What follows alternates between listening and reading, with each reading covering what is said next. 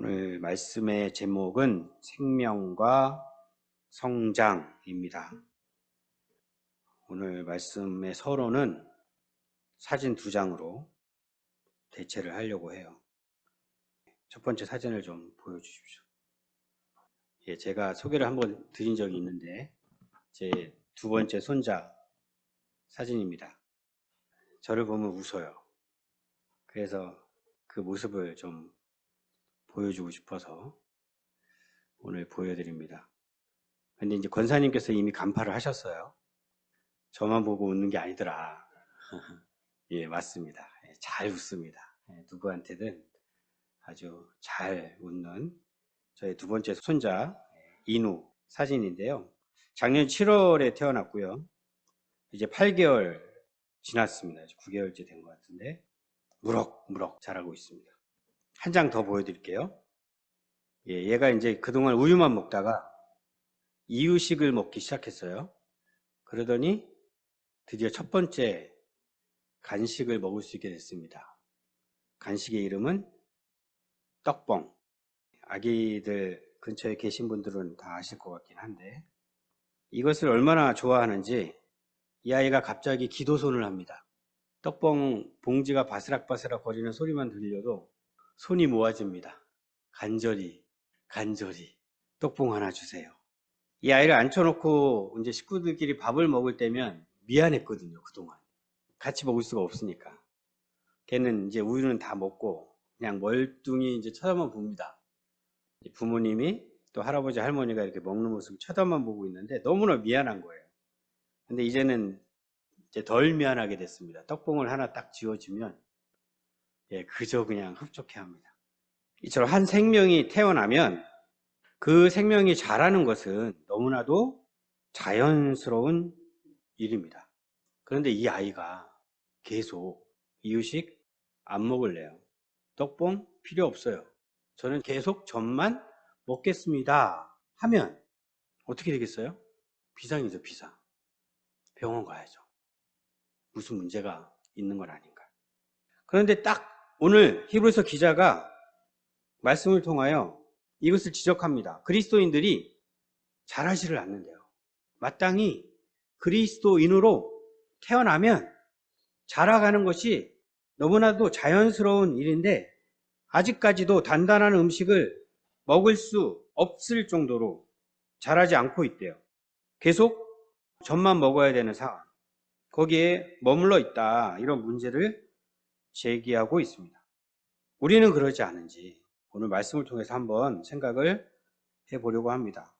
지난 시간에 우리는 예수님께서 우리의 대제사장이신데 어떤 대제사장이신지 계속 생각을 해보았습니다. 하나님의 아들이신 그분이 왜 굳이 사람의 몸을 입고 이 땅에 오셨는지, 우리의 구원을 위하여 그분이 어떤 일을 하셨는지, 그러면서 마지막에 이렇게 예수님을 소개합니다. 예수님은 멜기세덱의 반차를 따른 대제사장이시다.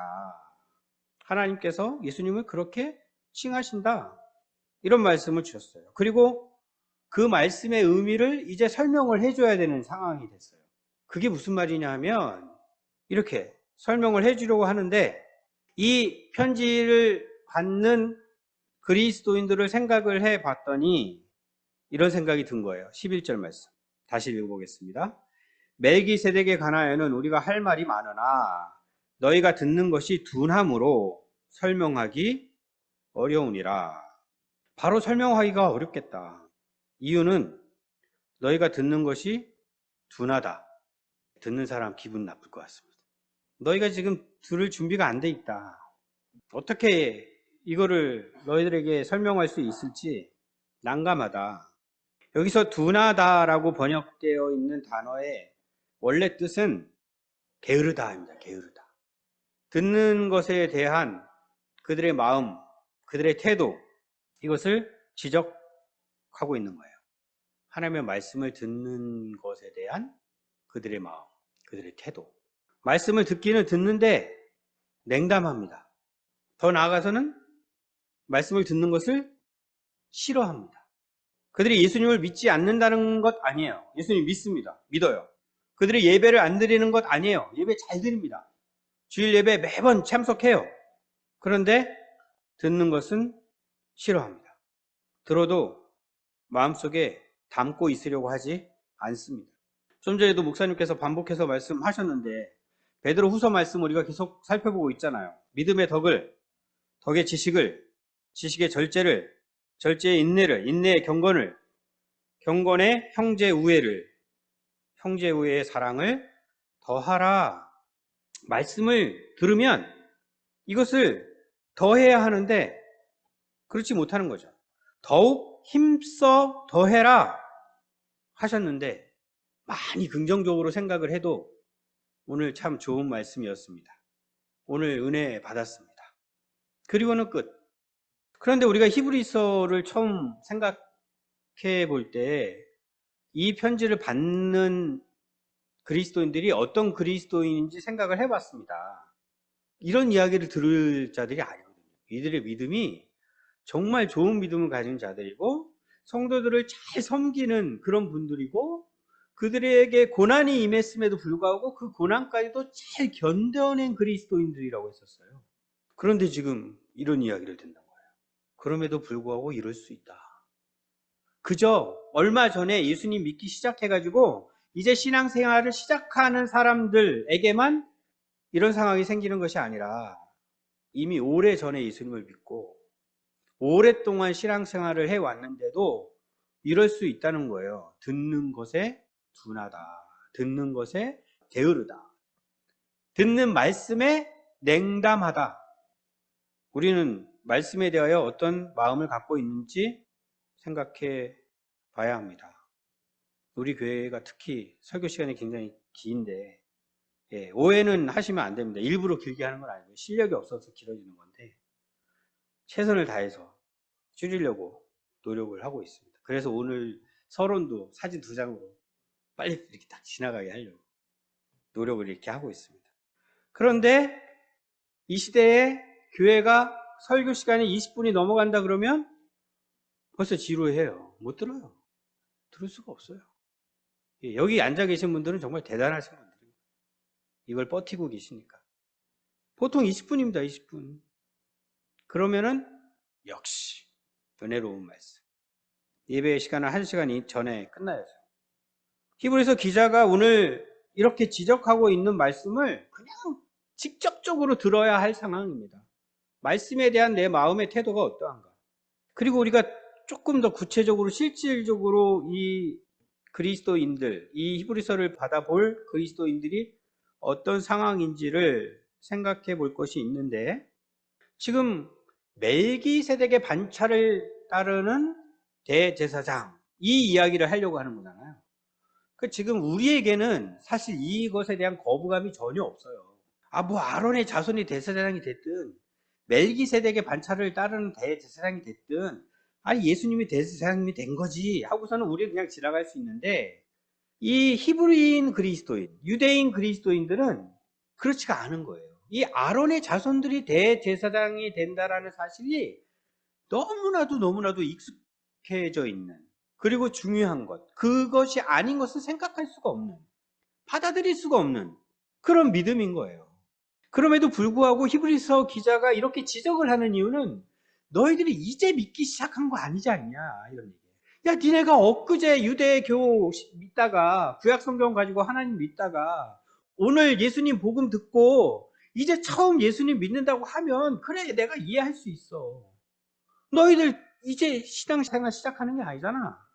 그런데 왜 아직도 이러면서 지적을 하는 거죠. 어쨌든 그들 입장에서 그들을 최대한 이해하는 측면으로 생각을 해본다면 이들에게는 멜기세덱의 반차를 따르는 대제사장은 쉽게 납득이 되지 않습니다. 왜요? 이런 질문을 하게 되는 상황입니다. 그럴 수 있겠죠. 마치 이런 겁니다. 대대로 조상에게 제사를 지내는 것이 당연하다라고 생각하고 있던 우리들에게 복음을 들고 온 목사님이 이제부터는 제사는 그만. 이걸 받아들일 수 있겠어요? 쉽게? 어렵죠. 그러니까 그런 충격적인 이야기가 될 수 있는 겁니다. 구약 성경이 하나님의 말씀이라고 이제까지 생각했고, 구약 그 성경의 말씀을 통하여 하나님을 알고, 그 말씀을 통하여 하나님께서 어떻게 해야 한다라는 말씀들을 들으면서 그것대로 따르면서 살아오려고 했던 자들, 거기에 익숙했던 자들은 그것이 소중한 겁니다. 그것을 지켜야 하는 것입니다. 그것을 훼손시키면 안 되는 거예요. 그런데 갑자기 그것을 깨뜨리려는 것 같은 말씀을 주시니까 받아들이기가 어려운 거죠. 그러니까 히브리서 기자가 그걸 생각하니까, 야, 어떻게 이거를 이야기를 해야 하나.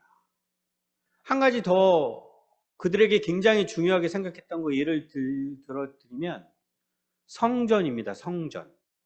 히브리서 이 편지가 쓰여질 때는 아직은 성전이 무너지지 않았을 때인 것 같아요. 그렇게 추정이 되는데 이제 조금 있으면 성전이 무너질 겁니다. 그런데 이 성전에 관하여 그들이 갖고 있는 마음, 이거는 제자들이 예루살렘 갔을 때 예수님에게 한 이야기로 우리는 알 수 있죠. 예루살렘에 딱 들어서자 제자들이 성전 앞으로 예수님을 모시고 가면서 예수님 보십시오. 저 성전 진짜 멋지죠. 정말 오랫동안 공들여서 지어진 성전입니다. 너무 멋있죠. 이제 앞으로 우리가 이곳에서 예배를 드리면 됩니다. 예수님께서 뭐라고 하십니까? 돌 하나가 돌 위에 남아있지 않게끔 무너질 것이다. 이런 말씀을 주시는 거예요. 그러니까 예수님은 자꾸 이런 말씀을 주셔요. 아주 충격적인 말씀을 주셔요. 그렇게도 소중하게 여겼던 성전인데 예수님은 완전히 무너질 것이다. 완전히. 그런 이야기를 어떻게 받아들이겠어요? 에?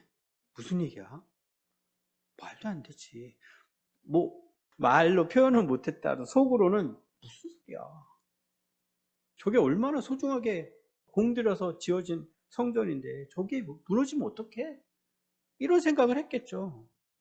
그러니까 아직은 성전이 무너지지 않은 시점이니까 이때까지도 성전에 대하여 그렇게 소중한 마음 갖고 있었을 거예요.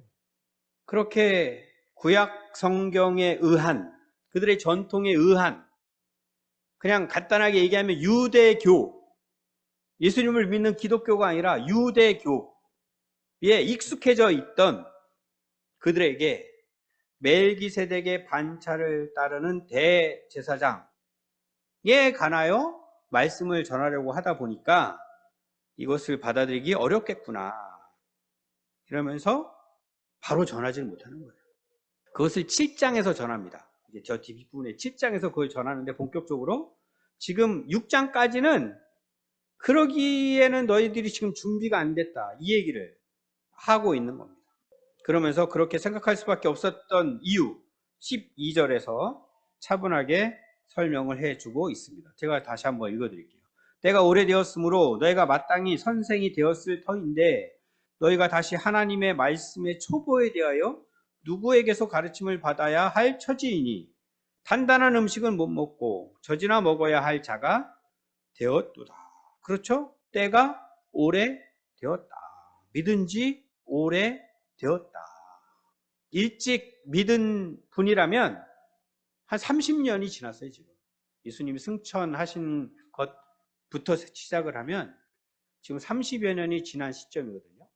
뭐 중간에 믿은 자들도 있겠지만 예루살렘에서 예수님 보내고 열심히 기도하다가 성령님이 오시고 예루살렘 교회가 세워지고 복음이 전파되어지고 이렇게 기독교가 시작된 거잖아요. 그때 예수님 믿었던 히브리인들, 유대인들 이들 생각하면 30년이 지난 거예요. 그러면 지금 너희가 어떻게 되어야 마땅하다? 선생이 되어야 마땅하다. 가르칠 수 있는 자가 되어야 마땅하다. 그런데 이게 무슨 일이냐? 하나님의 말씀의 초보에 대하여 다시 가르침을 받아야 하는 상황 아니냐? 어떻게 아직까지 단단한 음식을 못 먹냐? 아직까지 젖이나 빨고 있어야 되는 것이냐? 이런 이야기를 지금 하고 있는 거예요. 유대인들은 구약 성경을 잘 아는 자들입니다. 우리는 구약 성경 잘 모르고 복음을 들었죠. 근데 그들은 구약 성경을 잘 아는 자들이에요. 그런데 예수님을 알게 됐어요.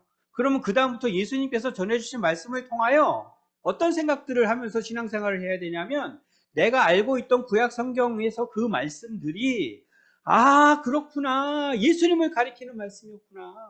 아, 그 말씀이 그래서 우리에게 미리 주신 거구나. 이것이 바로 예수님께서 가르치신 그 말씀의 의미구나. 그렇구나, 그렇구나 확인하면서 이제는 구약 성경만 아는 유대인이 아니라 예수님의 말씀을 아는, 그래서 하나님께서 우리에게 알려주시고자 하시는 것들을 제대로 아는, 그래서 이제는 누군가를 가르쳐 줄 수 있는 그런 자가 되는 것이 마땅한데 그렇게 하지 못하고 있다. 사도들은 가만히 있었습니까? 지금 우리가 누가복음 묵상하고 있지만 그 사도들이 열심히 적어서 복음서를 만들고 서신서를 쓰고 그것을 나눠 돌아보면서 읽으면서 확인하면서 그 말씀들을 계속 확인하는 거잖아요. 누가도 그래서 누가복음 그렇게 열심히 기록해서 보낸다고 서두에 적고 있잖아요. 그럼 그런 말씀들을 통하여 이제는 누가가 의도한 대로 더 내가 알고 있는 것을 확실하게 아는 자가 되어야 하는데 왜 맨날 젖만 먹어야 되는 상황 거기에 머물러 있느냐. 우리 언약나무교회 성도님들은 어떠세요? 어떻게 믿음 생활을 하고 계시는 것 같아요? 여기 초보라고 돼 있는데 영어를 배운다 그러면 알파벳부터 이런 이야기거든요. 계속 알파벳을 배워야 한다라고 생각하십니까? 그렇게 말씀하실 때가 굉장히 많아요. 아직 저 처음부터 다시 배워야 합니다. 믿음도 그러죠. 믿음. 내 믿음이 진짠가? 가짠가? 내가 구원받은 게 맞나? 내가 하나님 나라 갈 수 있나? 과거에 신앙생활을 굉장히 열심히 인간적으로 열심히 했다 하더라도 그거 다 상관없이 지금 다시 내가 하늘나라 갈 수 있나? 오늘 말씀의 제목 다시 한번 생각해 주십시오. 생명과 성장. 생명이 있으면 자라는 것이 너무나도 자연스러운 것입니다. 우리 성도님들이 진작에 태어나셨으면 지금까지 살아왔습니다. 이거 선택할 수 있는 게 아니에요. 저는 계속 어린아이로 남고 싶어요. 저는 계속 젖만 물고 있을래요. 목사님 계속 초보 얘기만 해주세요. 이렇게 할 수 있는 문제가 아니에요. 13절에서는 젖을 먹는다는 것이 어떤 의미인지 설명합니다. 이는 젖을 먹는 자는 어린아이니 의의 말씀을 경험하지 못한 자요. 어린아이라고 하고 있고 의의 말씀을 경험하지 못했다고 하고 있습니다. 의의 말씀은 뭐 특정한 말씀 중에 일부의 말씀 이렇게 생각하실 필요 없어요. 하나님 말씀이에요. 하나님의 말씀인데 하나님의 말씀을 경험하지 못한 것인데 왜 의의 말씀이라고 수식을 했냐 하면 말씀은 그냥 지식적으로 알고 끝나는 것이 아니라는 겁니다. 이 말씀은 역사하는 말씀이어서 그 하나님의 의가 말씀이 임한 곳에 드러나게 돼 있다는 겁니다. 그러니까 의의 말씀을 배우지 못한 자유가 아니죠. 의의 말씀을 경험하지 못한 자유 이렇게 되어 있죠. 경험해야 됩니다. 말씀은 경험. 실제 삶과는 상관없는 말씀이 아니라 이렇게 말씀을 들으면 나의 실제 삶 가운데 그 말씀이 역사하는 말씀, 그것을 이번 한 주간도 또 우리는 경험해야 하는 것입니다. 하나님은 선하십니다. 말씀을 통하여 우리가 배워요. 하나님은 선하십니다. 하나님은 인자하십니다. 내 삶 가운데서는 전혀 경험해보지 못했는데요. 아무 의미 없죠. 내 삶 가운데 하나님의 선하심이 경험되어져야 되죠. 그것이 바로 의의 말씀. 어린 아이들은 그것을 경험하지 못한 것이다. 은총이의 기도 제목 기억하고 계십니까? 아빠 엄마의 하나님, 이제는 그뿐 아니라 나의 하나님으로 만날 수 있었으면 좋겠다. 경험되어져야 한다는 거죠. 경험하고 싶다는 거죠. 아빠가 경험한 하나님, 엄마가 경험한 하나님은 내가 얘기를 수도 없이 들었는데 이제는 제가 경험하고 싶습니다. 이런 고백이죠. 이런 기도 제목이죠. 14절에서는 단단한 음식을 먹는다는 것 설명해 주고 있습니다. 14절, 단단한 음식은 장성한 자의 것이니 그들은 지각을 사용함으로 연단을 받아 선악을 분별하는 자들입니다. 단단한 음식을 먹을 수 있다는 것은 이제 자랐다는 것입니다. 장성했다는 거예요. 마지막에 선악을 분별할 수 있게 됐다. 이렇게 설명하고 있습니다. 장성했다라는 이렇게 번역된 단어는 또 다른 의미로 완전해졌다 이런 의미가 있어요. 완전해졌다. 완전하다라는 말을 들으면 일단은 우리가 움츠려드는데 잘한다, 장성해졌다 이 말이 완전해졌다 이런 의미를 담고 있는 말이라는 거예요. 그 특징이 지각을 사용하는 것이고 실천을 통하여 그 지각이 연단을 받게 된다 이런 말씀을 주고 계십니다. 습관처럼 이제는 그 경험이 익숙해지는 거예요. 너무나도 자연스럽게 특별한 일이 아니에요. 날마다 반복되고 있어요. 한 번도 경험해 보지 못한 것과는 정반대의 상황이죠. 날마다 그런 삶을 살고 있는 것이니까. 그럴 때 영적 분별력을 갖게 된다 이런 말씀을 주신 것인데, 이건 역시도 단순히 어느 것이 옳고 어느 것이 그른 것이다 이것을 내가 판단할 수 있게 됐다 이런 말씀으로 머물러 있는 게 아니에요. 그 옳은 것을 내가 선택하고 실제로 그 순종의 삶을 살게 됐다 이런 말씀을 지금 주시는 거예요. 아까 마땅히 선생이 되어야 했다 이런 말씀 주셨잖아요. 선생이 되어야 한다 이런 말씀에 굉장히 부담이 또 생기는데, 교육 전문가가 되어야 된다 이런 말씀 주시는 게 아니에요. 너무나 자연스러운 일이라는 거예요. 내가 그것을 알게 되었고 내가 그것을 경험하게 되었고 이제는 그것이 습관처럼 나의 삶의 그냥 자연스러운 일부로 그렇게 살게 되면 그것은 자연스럽게 알려주게 된다는 거예요. 누군가에게. 최소한 어디에서는, 가정에서는, 누구에게, 자녀에게. 한국교회 위기 이야기를 우리가 계속하고 있는데 그 핵심은 이겁니다. 핵심은 이거예요. 예수님을 먼저 믿었어요. 믿음으로 살아요. 예배 참석해요. 말씀 들어요. 말씀 알아요. 그런데 삶은요? 삶에서는 그것이 전혀 드러나지 않아요. 경험하지 못했어요. 어린아이예요. 무엇을 가르칠 수 있어요? 무엇을 보여줄 수 있어요? 무엇을 설명할 수 있어요?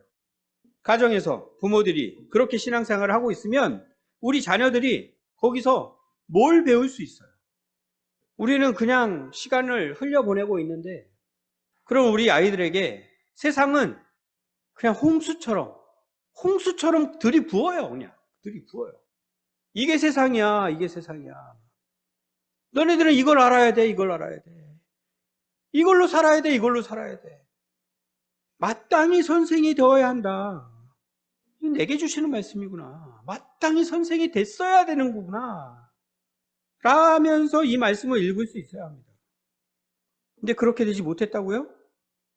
그러니까 지적하는 거예요. 이렇게 뭐라고요? 듣기에 둔하다, 듣기에 게으르다, 진리를 깨닫기 위하여 노력도 하지 않는다, 말씀에 순종하는 것 꿈도 꾸지 못한다. 6장 1절부터 결론을 내주고 있습니다. 그러므로 우리가 그리스도의 도의 초보를 버리고 죽은 행실을 회개함과 하나님께 대한 신앙과 세례들과 안수와 죽은 자의 부활과 영원한 심판에 관한 교훈의 털을 다시 닦지 말고 완전한 대로 나아갈지니라. 여기 나오죠? 완전. 또 부담스러우시죠? 계속 부담스러워 하시면 안 됩니다. 이게 당연한 거라는 말씀을 주시는 거예요. 당연한 거. 완전한 대로 나아갈지니라. 원래 우리말 번역이 이제 헬라어하고 다르고 또 영어하고도 다르잖아요. 그래서 번역이 이렇게 됐는데, 원래는 1절에 완전한 대로 나아갈지니라가 1절에 있어요. 그러니까 초보를 버리고 완전한 대로 나아갈지나, 이 얘기를 먼저 하는 거예요. 주어는 뭐라고 되어 있습니까? 우리가. 너희들에게만 일방적으로 하는 이야기가 아니고요. 우리가 같이 그리스도의 도의 초보를 버리고 완전한 대로 나아갈지니라 하니까, 우리가에 올리려면 나가자 이겁니다. 같이 나가자. 요 말씀의 해석이 약간은 어렵습니다. 그래서 혹시 뭐 주석서를 보시는 분이나 또 다른 분의 설교를 이렇게 참고하시는 분이 계시면 다르게 해석을 하고 다르게 설명을 하는 말씀도 쉽게 발견할 수 있어요.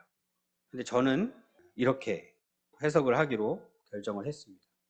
죽은 행실을 회개, 하나님께 대한 신앙, 세례, 안수, 죽은 자의 부활, 영원한 심판, 이것이 지금 그리스도의 도의 초보의 구체적인 내용들입니다. 그래서 이것을 어떻게 해석을 흔히 하게 되냐면, 예수님을 처음 믿게 되었을 때 기본적으로 우리가 배우고 알아야 되는 내용이구나, 이렇게 접근을 하기도 합니다. 그런데 좀 다르게 생각해야 되는 게 뭐냐면, 지금 히브리인, 유대인 그리스도인들에게 이 말씀을 지금 전하는 거라고 했잖아요. 그리고 그들은 구약 성경을 통하여 알게 된 하나님에 대하여 굉장히 굳건한 사고들이 있어요. 생각하는 방식들이 있어요. 그래서 그것을 가리키는 것들이다, 이렇게 설명을 하기도 합니다. 그러니까 그게 쓸데없는 것이다, 이건 아니에요. 쓸데없는 것이다는 아니고, 구약 성경 하나님께서 먼저 주신 거니까 그걸 소중하게 여겨야 되죠. 그 말씀을 통하여 예수님을 확인할 수 있는 거죠. 그리고는 이제는 예수님께로 나아가야 하는 겁니다. 과거의 그 지식에서 벗어나서 이제는 더 완전하게 만들어진 그 진리, 예수님을 알고 거기에 주목해야 하는 상황 가운데 있는데, 이들이 자꾸만 구약 성경의 말씀, 구약 성경의 제도, 구약 성경에 주신 교훈, 이런 것으로 자꾸 돌아가려고 하는, 이것을 그리스도의 도의 초보라고 이야기하고 있는 거예요. 그러면 그것을 버려야 하는 것이 맞는 거죠. 그것만 계속 생각하고 있으면 안 된다는 거죠. 그래서 그리스도를 더 확실하게 번역을 하려면 메시아라고 만약에 번역을 했다고 그러면, 메시아하고 그리스도는 똑같은 말입니다. 메시아는 히브리어고 그리스도는 헬라어예요. 그리고 이것을 지금 우리말로, 한글로 번역한 거잖아요. 그랬을 때 우리는 그리스도는 예수님, 메시아는 구약 성경이 예언한 예수님, 이렇게 이미지가 있어요. 그 이미지에 의하면 이 1절은 메시아의 도, 이렇게 번역을 하면 훨씬 더 확실하게 와닿을 수 있는 말씀입니다. 이렇게 생각이 되어집니다.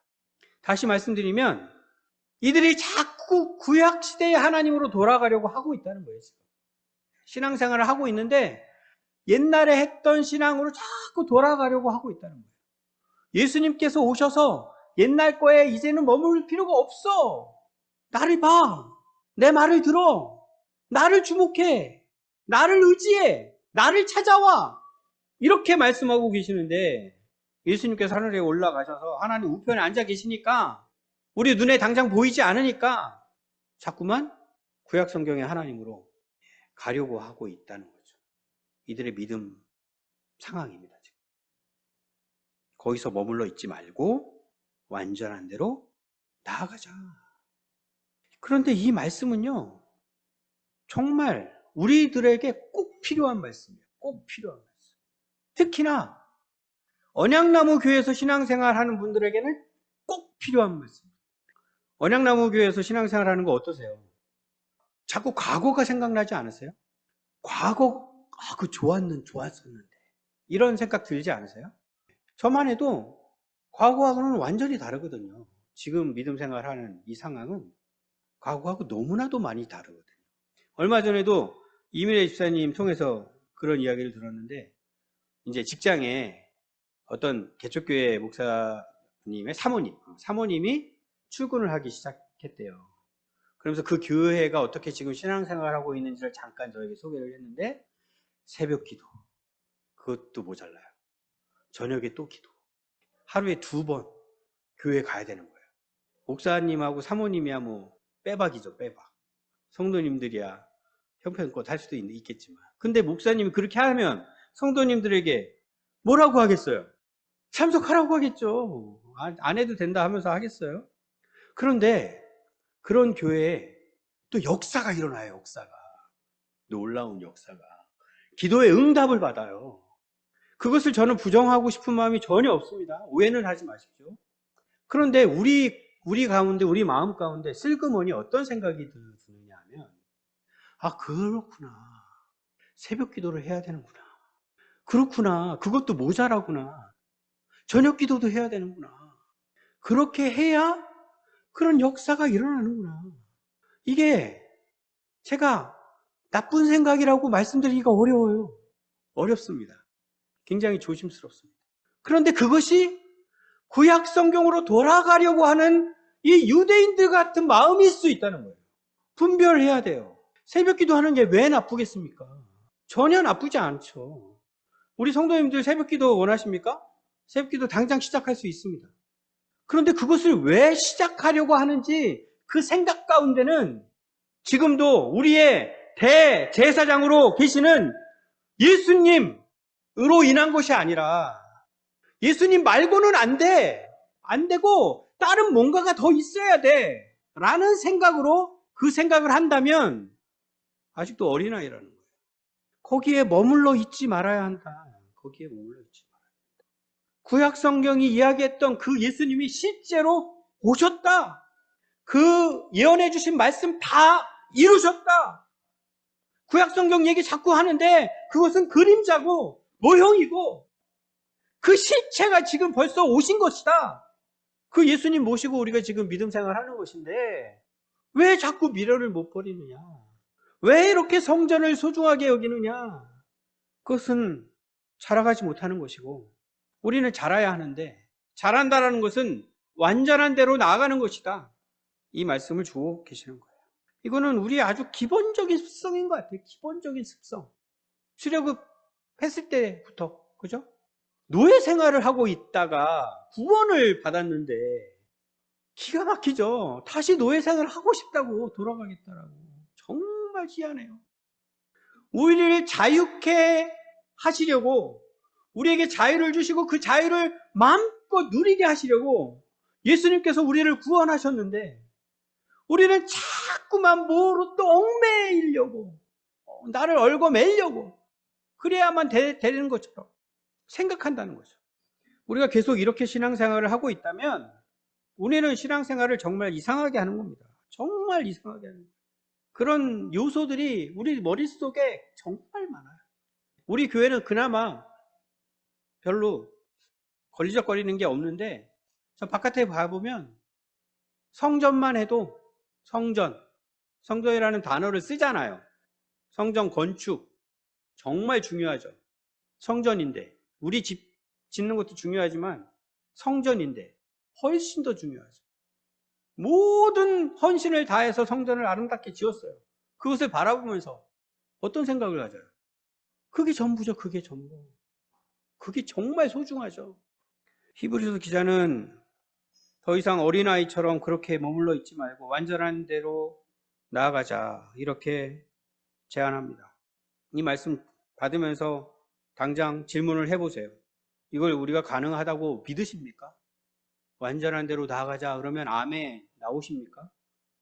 불가능하다고 생각하고 계시지 않아요? 이게 어떻게 가능해? 이건 불가능하지. 현세는 불가능하지. 죽으면 가능한 거지. 그렇게 믿고 지금 신앙생활 하고 있지 않아요? 예수님 믿는 사람들도 이런 말을 쓰더라고요. 이번 생은 망했어. 다음 생 있어요? 다음 생에 다시 한번 도전할 거예요? 그렇게 생각하고 신앙생활 하는 것은 오늘 히브리서 기자가 표현한 대로라면 계속 터만 닫고 있는 겁니다. 터만 닫고 있으면 나중에 죽을 때 짠! 완성될 거야. 죽을 때 완성된다라는 거 틀린 생각은 아니지만 살아생전에는 불가능해 라고 생각하는 것은 매우 잘못된 생각입니다. 이것이 왜 가능합니까? 이미 살펴본 말씀이에요. 5장 8절 그가 아들이시면서도 받으신 고난으로 순종함을 배워서 온전하게 되셨은즉 자기에게 순종하는 모든 자에게 영원한 구원의 근원이 되시고 이것을 위하여 예수님께서 다 하셨고 그것으로 인하여 우리가 그렇게 된다 이 말씀 지금 주신 거예요. 예수님으로 말미암아 우리도 그렇게 완전한 대로 나아갈 수 있다. 예수님께서 우리의 영원한 대제사장이신 이유가 바로 그것이다. 그것을 위하여 우리는 이제 마음껏 은혜의 보좌 앞으로 나아갈 수 있다. 이 말씀을 앞에서 계속 주실 거예요. 다시 질문 드리겠습니다. 할 수 있겠습니까? 마지막 3절에서 답을 주고 있죠. 하나님께서 허락하시면 우리가 이것을 하리라. 하나님께서 허락하시지 않을 이유가 없어요. 우리를 택하시고 우리를 부르셨고 우리에게 오늘 이 말씀을 주십니다. 완전한 대로 나아가야 합니다. 오늘 말씀에서 예수님을 믿고 산다는 것이 어떤 삶을 살게 되는 것인지 생각해 보았습니다. 예수님을 믿고 우리는 다시 태어났습니다. 우리에게 생명이 있습니다. 생명이 있으면 자라는 것이 마땅합니다. 장성하게 되어야 합니다. 완전하게 되어야 합니다. 어려운 것이다? 예, 어렵다고 생각될 수는 있어요. 그러나 불가능한 것은 아니에요. 너무나 자연스러운 것입니다. 당연한 것입니다. 말씀을 맺으려고 하는데 인생을 다시 한번 생각을 해보십시오. 인생을 좀 크게, 예, 오늘 내일 사는 일상 말고 인생 전체를 생각해 보십시오.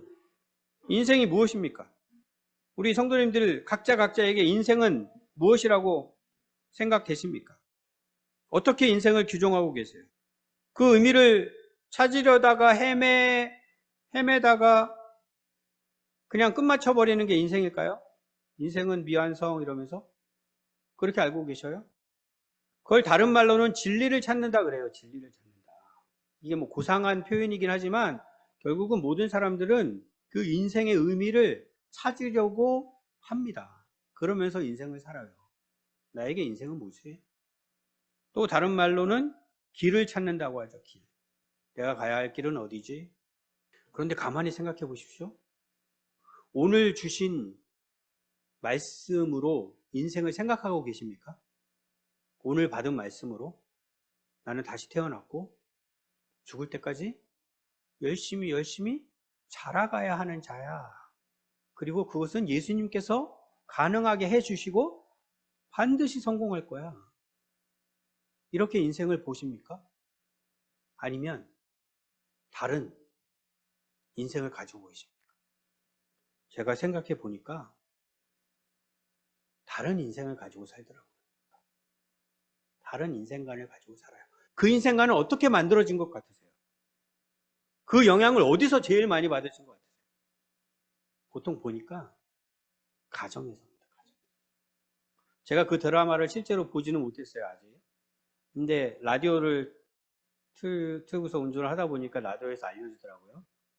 최근에 아주 유명한 드라마가 하나 생겼다고. 어휴, 나오시네요, 벌써. 네. 근데 엄마가 죽는다면서요. 이 스포가 아닐지 모르겠는데 뭐 그렇게 중요한 건 아닌 것 같고. 엄마가 죽으면서 그 딸인가요? 네, 딸에게 이야기를 했답니다. 그게 뭐예요? 어떤 인생을 살아라. 규정을 해주는 거예요. 어떤 인생을 살아라.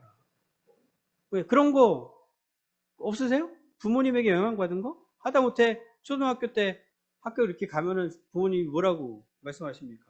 학교 가서 선생님 말씀 잘 들어 라는 그렇게 인생을 배우는 거잖아요. 선생님 말씀 잘 들어야 되는구나. 그렇게 인생을 살아야지. 그 영향을 받고 나는 어떤 인생, 나에게 주어진 인생이란 이런 거야. 그리고서 그 인생을 지금 살고 있어요. 네, 중간중간에 또 수정이 되기도 하지만 그건 말고요. 예수님께서 우리에게 인생이 무엇인지 가르쳐 주고 계시다고요. 이건 진리라고요. 진리. 다 따져서 확인할 필요도 없는, 막상 확인을 해 보십시오. 확인될 수밖에 없는, 저보다 훨씬 똑똑한 분들이, 저보다 훨씬 지혜로운 분들이 역사적으로 이것이 진리인지 아닌지 확인하고 또 확인했습니다. 그 진리의 말씀으로 우리에게 인생을 알려주는 거예요. 인생은 이런 것이다. 그런데 내가 예수님을 믿는데 이제까지 인생을 쭉 살아왔는데 이것도 모르고 살았다? 그리고 내가 자식을 낳아서 이렇게 키워가지고 저도 벌써 장성해가지고 결혼하고 지금 손주까지 제품에 안겨줬잖아요. 그렇게 할 때까지 인생은 이런 것이다 라고서 제대로 보여주지 못하고 부모의 삶을 통하여 그들이 제대로 배우지도 못하고 그냥 이렇게 지나가 버린 거예요. 시간이. 어떻게 생각하십니까? 우리의 자녀들은 인생을 어떻게 규정하고 있는 것 같습니다. 예수님을 믿는다고 해서 제대로 규정하고 있는 게 아니라고요. 주일 예배에 꼬박꼬박 참석한다고 해서 제대로 알고 있는 게 아니에요. 저를 보면서 확인이 되는 거예요. 저를 보면서. 예수님을 믿고 신앙생활을 열심히 한다고 해서 이런 인생을 지금 살고 있는 게 아니더라고요. 물론 그럼에도 불구하고 하나님께서는 우리에게 은혜를 주십니다. 그럼에도 불구하고 오늘 우리가 이 자리에 앉아있게끔 하나님께서 하셔요. 그것은 제대로 알고 감사해야 할 부분이죠. 그런데 말씀을 통하여 우리에게 분명하게 알려주고 계시다고요. 왜 계속 어린아이처럼 하고 있느냐. 예수님께서 주시는 말씀은 너네들 계속 전만 빨고 있으라고 주시는 게 아니다. 잘하는 것이 마땅하다. 장성해야 한다. 나와 같이 완전한 대로 나아가자. 저도 같이 이 말씀을 오늘 우리 성도님들에게 드리고 싶습니다. 함께 가십시다. 하나님이 허락하십니다. 오늘 우리에게 이 말씀을 주시는 이유입니다.